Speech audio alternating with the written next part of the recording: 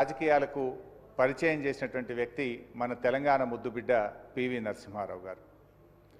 దేశం క్లిష్ట పరిస్థితుల్లో ఉన్నప్పుడు ఆర్థిక రంగం కుదేలై అప్పులు కూడా పుట్టని పరిస్థితుల్లో ప్రధానిగా బాధ్యతలు చేపట్టినటువంటి పివి నరసింహారావు గారు మన్మోహన్ సింగ్ గారిని తన మంత్రివర్గంలో ఆర్థిక శాఖలో వారిని తీసుకోవడం మనందరికీ తెలుసు. పివి నరసింహారావు గారు ఏ నమ్మకమైతే వారి మీద పెట్టి వారికి అవకాశం కల్పించారో ఆ విశ్వాసాన్ని వమ్ము చేయకుండా దేశ ఆర్థిక రంగానికి తనదైన శైలిలో ఒక దిశను చూపించినటువంటి వ్యక్తి మన్మోహన్ సింగ్ గారు.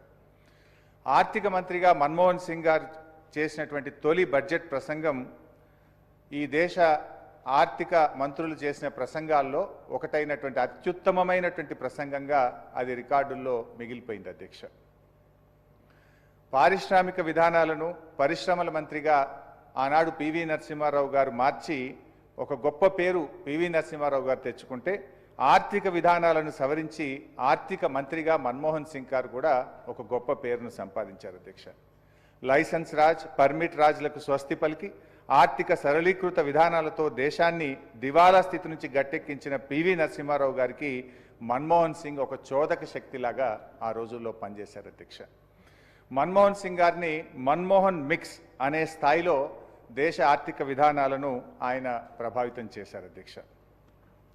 అధ్యక్ష, అదే రకంగా మన్మోహన్ సింగ్ గారు మరి ఈ దేశంలో చాలామంది మొన్న వారు చనిపోయినప్పుడు కూడా మాట్లాడారు. మచ్చలేని నాయకుడు, సుదీర్ఘకాలం రాజకీయాల్లో ఉన్నా కూడా ఏ రోజు ఒక చిన్న మచ్చ కూడా లేకుండా అత్యంత ఉన్నతంగా తన జీవితాన్ని ఆయన సింపుల్గా సాదాసీదా జీవితాన్ని గడిపినటువంటి మహనీయులు మన్మోహన్ సింగ్ గారు. మనం చూసాం UPA 2లో చాలా కుంభకోణాలు జరిగినట్టుగా వార్తలు, ఎన్నో కేసులు, అరెస్టులు జరిగినాయి. అయినా కూడా మన్మోహన్ సింగ్ గారు ప్రధానమంత్రిగా ఉన్నా కూడా ఆయనకు ఒక చిన్న మచ్చ రాలేదంటే అది ఆయన గొప్పతనం. అధ్యక్ష, ఒక అకాడమిషియన్గా, అడ్మినిస్ట్రేటర్గా, రాజ్యసభ సభ్యుడిగా, ఆర్థిక మంత్రిగా, ప్రధానమంత్రిగా దేశంపై మన్మోహన్ సింగ్ గారు తనదైనటువంటి ముద్ర వేశారు. అధ్యక్ష, RBI గవర్నర్గా కరెన్సీ నోట్లపై సంతకం చేసినటువంటి మన్మోహన్ సింగ్ గారు ఆర్థిక శాఖ మంత్రిగా, ప్రధానమంత్రిగా ఈ దేశంపై చెరగని సంతకం చేశారు. అధ్యక్ష, ఆయన జీవితం దేశ సేవలో ధన్యమైంది. అధ్యక్ష, మన్మోహన్ సింగ్ గారిని తరతరాలు ఆయనను గుర్తుంచుకునే విధంగా, స్మరించుకునే విధంగా ఇటు రాష్ట్ర ప్రభుత్వం కానీ అటు కేంద్ర ప్రభుత్వం కానీ ఎటువంటి నిర్ణయాలు తీసుకున్నా బీఆర్ఎస్ పార్టీ స్వాగతిస్తుంది, సంపూర్ణమైనటువంటి మద్దతును కూడా అందజేస్తుంది. గౌరవ ముఖ్యమంత్రి గారు వారి స్టాచ్యూ పెడదామని చెప్పి సభలో ప్రతిపాదన పెట్టారు. దాన్ని మేము సంపూర్ణంగా మద్దతు పలుకుతూ ఉన్నాం. ఈ సందర్భంగా ఇంకా 1-2 సూచనలు కూడా చేయాలనుకుంటున్నాం. ఎందుకంటే ఆ రోజు పివి నరసింహారావు గారు చనిపోయినప్పుడు సరే ఆ రోజు దేశంలో, రాష్ట్రంలో కాంగ్రెస్ ప్రభుత్వం ఉన్న కారణాలేమో కానీ ఆ రోజు వారిని పట్టించుకునే పరిస్థితి లేదు. తెలంగాణ రాష్ట్ర తొలి ముఖ్యమంత్రి కేసీఆర్ గారు మన రాష్ట్రంలో ప్రభుత్వం ఏర్పడ్డ తర్వాత మనము పివి ఘాట్ని ఏర్పాటు చేసుకోవడం, పివి గారి విగ్రహాన్ని ఏర్పాటు చేసుకోవడం, పివి గారి పేరు మీద ఒక యూనివర్సిటీని ఏర్పాటు చేసుకోవడం, మన శాసనసభలో పివి గారి నిలువెత్తు విగ్రహాన్ని ఏర్పాటు చేసుకోవడం, నెక్లెస్ రోడ్డుకు పివి గారి పేరును పెట్టడం, పివి గారి జయంతి వర్ధంతిని అధికారికంగా జరిపించుకోవడం, అలాగే పివి గారి 100 సంవత్సరాల జయంతి ఉత్సవాలను కూడా అత్యంత ఘనంగా జరుపుకున్నటువంటి ఇలా ఎన్నెన్నో కార్యక్రమాలు పివి గారి ఖ్యాతిని చాటుకునే విధంగా ఆనాటి బీఆర్ఎస్ ప్రభుత్వం, ఆనాటి ముఖ్యమంత్రి కేసీఆర్ గారు అత్యంత అద్భుతంగా జరిపి మన టీవీ అనే విధంగా మనం ఆ రోజు ఆయనను ఎంతో గొప్పగా చేసుకున్నాం. అధ్యక్ష, అయితే ఈరోజు మన్మోహన్ సింగ్ గారికి విగ్రహాన్ని ఏర్పాటు చేయడంతో పాటు కొత్తగా మీరు ఏర్పాటు చేస్తున్నటువంటి స్కిల్ యూనివర్సిటీకి డాక్టర్ మన్మోహన్ సింగ్ గారి పేరు పెట్టాలని చెప్పి కూడా నేను మీ ద్వారా ఈ సభానాయకుడికి ప్రతిపాదిస్తూ ఉన్నాను. అధ్యక్ష, భారతరత్న విషయంలో కూడా ఖచ్చితంగా మన్మోహన్ సింగ్ గారు ఈరోజు మన దేశం ఆర్థికంగా ఇంత బలపడ్డదంటే వారి కృషి, పివి నరసింహారావు కృషి ఎంతగానో ఉంది. భారతరత్నకు మరి డాక్టర్ మన్మోహన్ సింగ్ గారు ముమ్మాటికి అర్హులే. ఈరోజు సభలో పెట్టినటువంటి తీర్మానాన్ని మేము సమర్థిస్తూ తప్పకుండా కేంద్ర ప్రభుత్వం కూడా మరి మన్మోహన్ సింగ్ గారికి భారతరత్న ఇవ్వాలని చెప్పి కూడా మేము కోరుతా ఉన్నాం.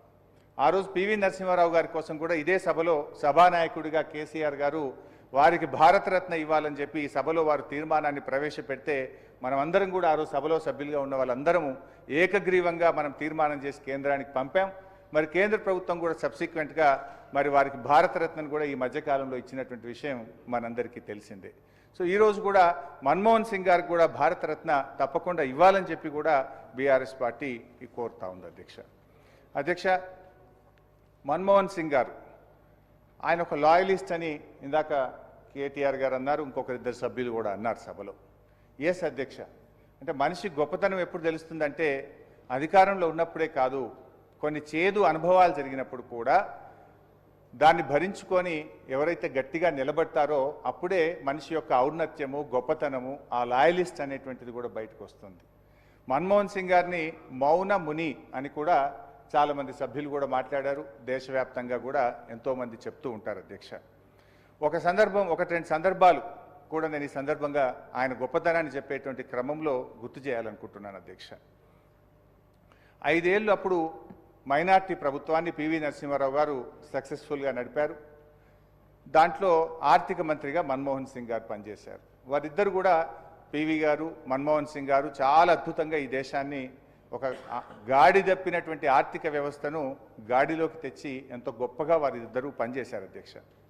సరే 5 ఏళ్ల తర్వాత కాంగ్రెస్ పార్టీ ఓటమి పాలైంది. అయితే కాంగ్రెస్ ఓటమికి ఎందుకు ఓడిపోయింది అని తెలుసుకోవడానికి అప్పుడు ఏఐసిసి యాంటోనీ కమిటీ ఒకటి వేయడం జరిగింది. యాంటోనీ కమిటీ ఓ రిపోర్ట్ ఇచ్చింది అధ్యక్ష.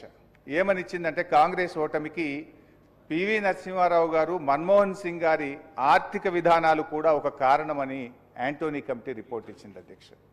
ఆ రిపోర్ట్ వచ్చినప్పుడు కాంగ్రెస్ వర్కింగ్ కమిటీలో చర్చ పెట్టినారు ఆ రిపోర్ట్ను. ఆ రిపోర్ట్ వచ్చినప్పుడు మన్మోహన్ సింగ్ గారు కంట తడిపెట్టారు, కానీ ఒక్క మాట మాట్లాడలేదు. ఆయన ఒక్క అడుగు కూడా, ఒక అంగుళం కూడా పక్కకు జరగకుండా అదే లాయలిస్ట్గా ఆయన పనిచేసినారు. ఇది ఆ రోజుల్లో పత్రికల్లో, టీవీల్లో పెద్ద వార్త వచ్చింది. ఏఐసిసి మీటింగ్లో మన్మోహన్ సింగ్ గారు కంట తడిపెట్టారనేటువంటి వార్త దేశంలో పెద్ద చర్చకు దారితీసింది. కానీ ఆయన నన్ను తప్పుబట్టారు అని చెప్పి ఆయన విమర్శించడమో, ఒక మాట కాంగ్రెస్ పార్టీకి వ్యతిరేకంగానో ఆ రోజు ఒక్క మాట కూడా మాట్లాడినటువంటి వ్యక్తి, ఆయనలో ఎంత గొప్పతనం, ఆయన లాయలిస్ట్ అనడానికి కూడా ఒక ఉదాహరణ మనం చెప్పుకోవచ్చు అధ్యక్ష. అదేవిధంగా ఇంకొక సందర్భం కూడా ఉంది అధ్యక్ష. అప్పుడు లాలూ ప్రసాద్ యాదవ్ గారు యూపీఏ భాగస్వామిగా ఉండే, వారికి 2 ఏళ్ల జైలు శిక్ష పడ్డది. సరే యూపీఏ ప్రభుత్వం